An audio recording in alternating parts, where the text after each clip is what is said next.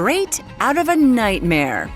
These parasites grow under your skin, and when they emerge, they give you burning and agonizing pain. This is a guinea worm.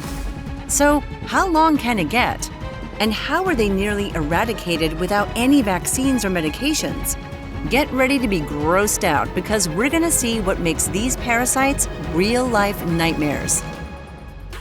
The guinea worm, as you can guess, comes from Guinea in West Africa. And it can infect a person in a way you might find interesting. The larvae are eaten by water fleas. Then, the water fleas enter humans when people drink the contaminated water. Once the flea dies, the larvae are released into the host's body. Creepy. In the few months it takes to mature, the worm can grow from almost invisible to a mind-boggling 1 meter. But it's only 2 millimeters in diameter, which doesn't make anything better at all, but it sounded good for a second there. In 1 year, the female worms carrying up to 3 million embryos will emerge from the blisters. And as for the males, well, they die after mating. Sorry, fellas. If that isn't horrible enough, when the worm starts to leave through the skin, it forms a painful red blister. This is usually on the person's leg or foot.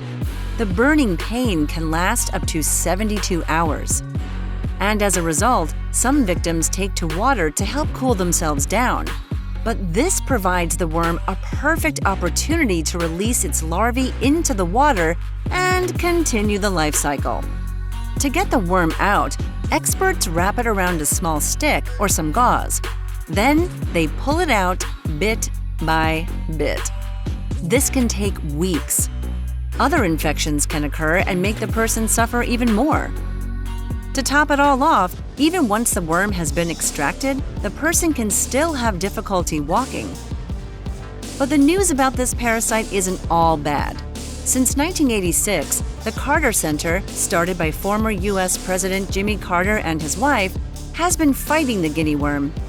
Human infestations have dropped from 3.5 million cases in 1986 to just 4 cases in Chad and 1 case in Ethiopia since May 2021. You could say it's been a success. The Guinea Worm Eradication Program is helping to educate people and change their behavior towards the guinea worm. They're teaching people to filter all drinking water and are making sure that anyone infected doesn't enter water sources. Now, guinea worms infect fish, and dogs eat the infected fish. The first recorded case of guinea worm disease in dogs was in 2012.